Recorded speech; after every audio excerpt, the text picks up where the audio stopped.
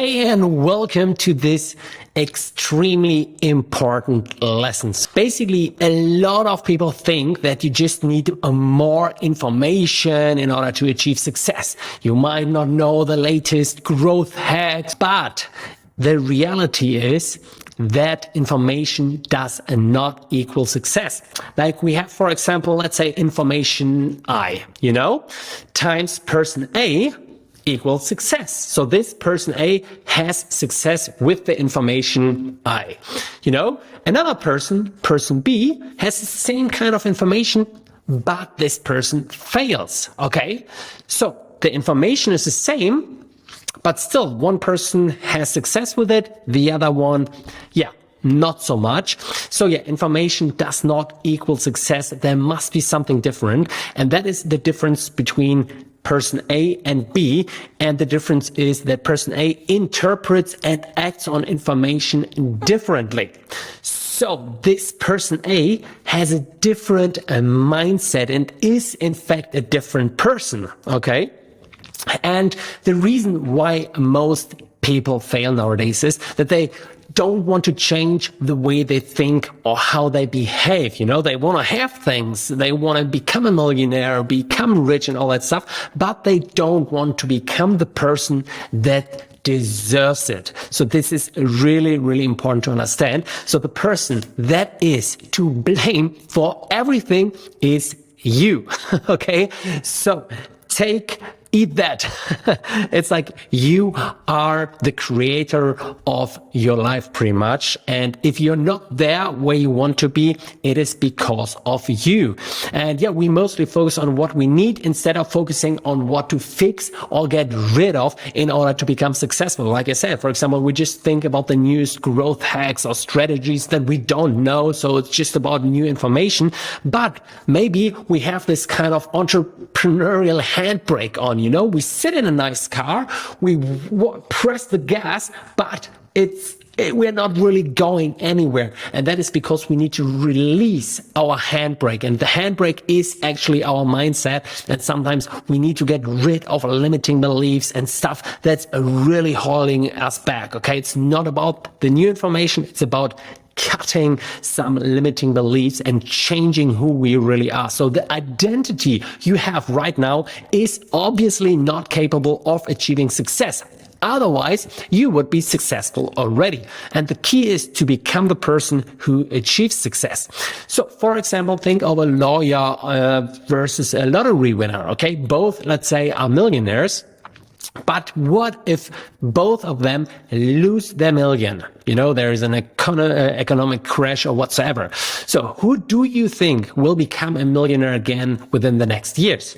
Probably the lawyer, right? Because it's a different person with different skills, with a different mindset, with a different identity than just a random lottery winner who wins $1 million, So the difference is in these people themselves, so to say.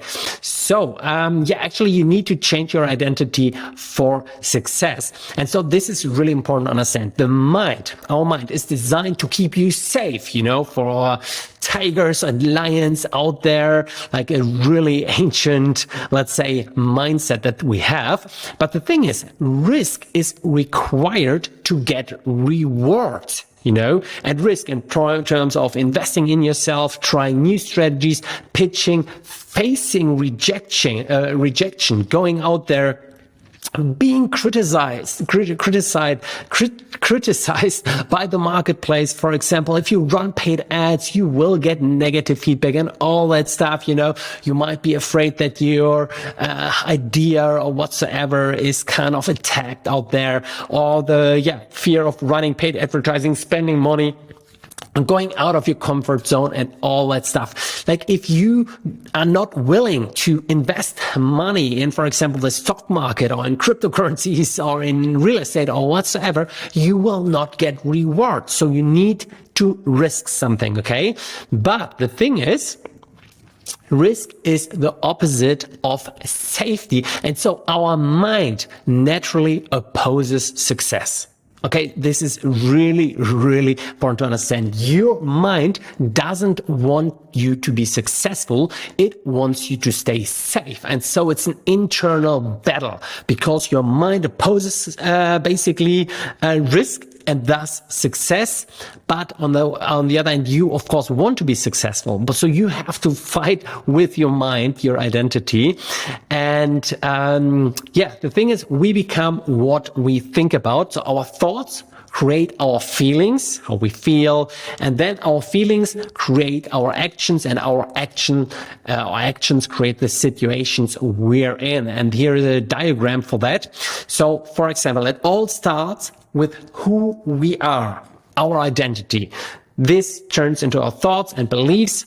This turns into our feelings and behavior and the situations, like whether we're rich or poor, whatsoever. So it all starts with the first thing, which is be, then do, and then have. Okay? If you want to have something, you need to start here and change who you are and what you do in order to have. Okay? This is really, really important to understand.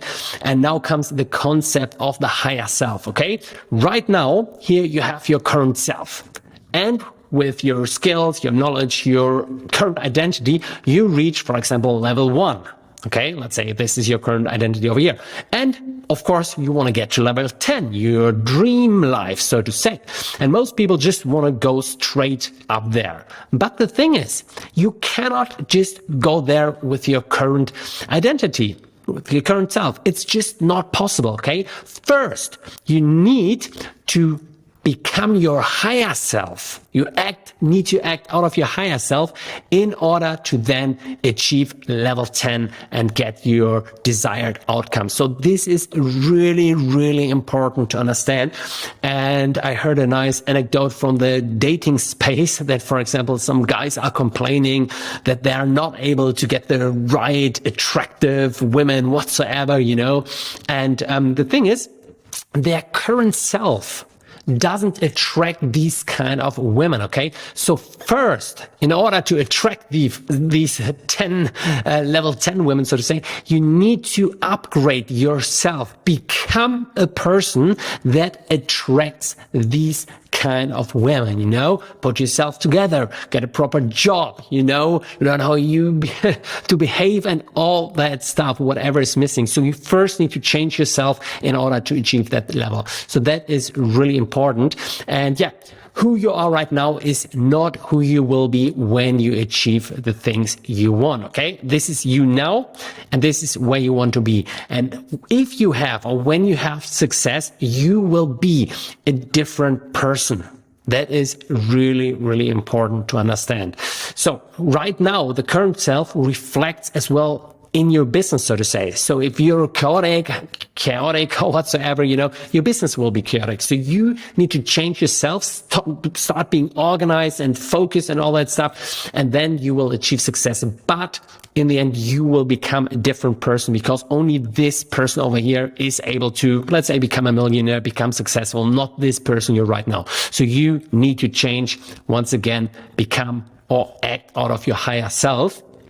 And I also wanted to address isolate the mindset, because I think this is really so important. Because if you have a wrong mindset, that leads to limiting beliefs. I'm not good. I'm not smart enough. I'm not ready yet. You know, this doesn't work for me. And it also leads to fear, like fear of rejection, fear of being seen out there, even fear of changing your life, and even fear of success and money. And all that leads pretty much to inaction. And then you just stay who you are.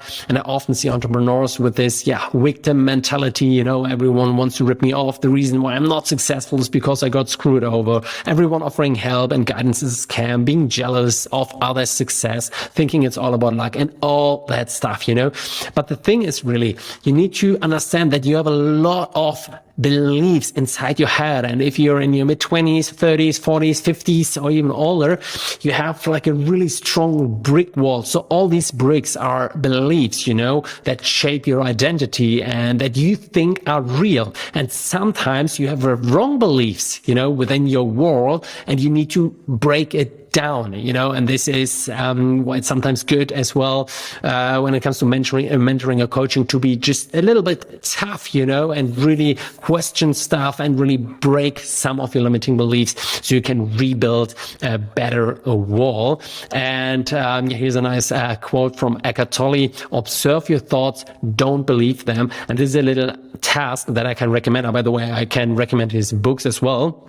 And so go from being caught up in your thoughts, and identifying with your thoughts, to going into the observer mode, Try to get, see your thoughts in front of you and notice that the thoughts are not you, You are just the observers. You're something different. So you can just detach from your thoughts and then analyze them if they are really true and not true and all that stuff. So first, actively observe your mindset, your limiting beliefs and actions. Then question them, are these beliefs, assumptions, or truth?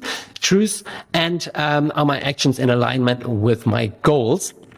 And step 3 is reformulate these assumptions and change the way you think and behave to become the person that achieves success. Okay.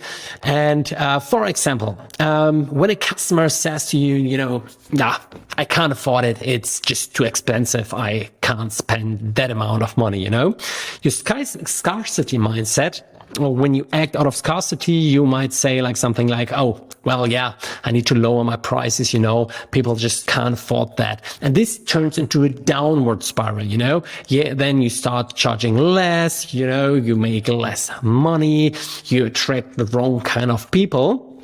But instead, what you should do is to think out of an abundance and act out of abundance. And that could be, in that case, I need to change the way I get leads and focus on attracting better leads and customers. Okay. So, and this will kind of create this upwards spiral, because you charge more, you focus on getting better clients and leads and all that stuff. And your impulses and reflexes come from your current lower self. Okay. So always ask yourself, am I acting out of scarcity or out of abundance? And then also, how would an entrepreneur who's 10 times ahead think and act in this situation? This is something you should ask yourself all the time. Okay. And finally, how would I act if I was 10 times ahead? If I would be a millionaire or an owner of a successful business, how would I act? Would I accept late payments, lower prices, payments based on success, or just annoying clients? Or would I be more strict, and have my clear boundaries because I'm acting out of abundance? Because, hey, I have enough money already. I don't need this customer. Or are you working or acting out of scarcity? Oh my God, I need to close this client. And yes, of course, we make a payment based on success, and you only pay me if you make that amount of money back and all that stuff. Okay. You wouldn't do that if you would be successful. And here's the real meaning of fake it till you make it. It's not about faking your results or who you are and all that stuff, but act as if you had already achieved your goals and desires. So act like your higher self would. And this is pretty much the secret to success. So once again, I go back to this slide over here, because that's really important to understand.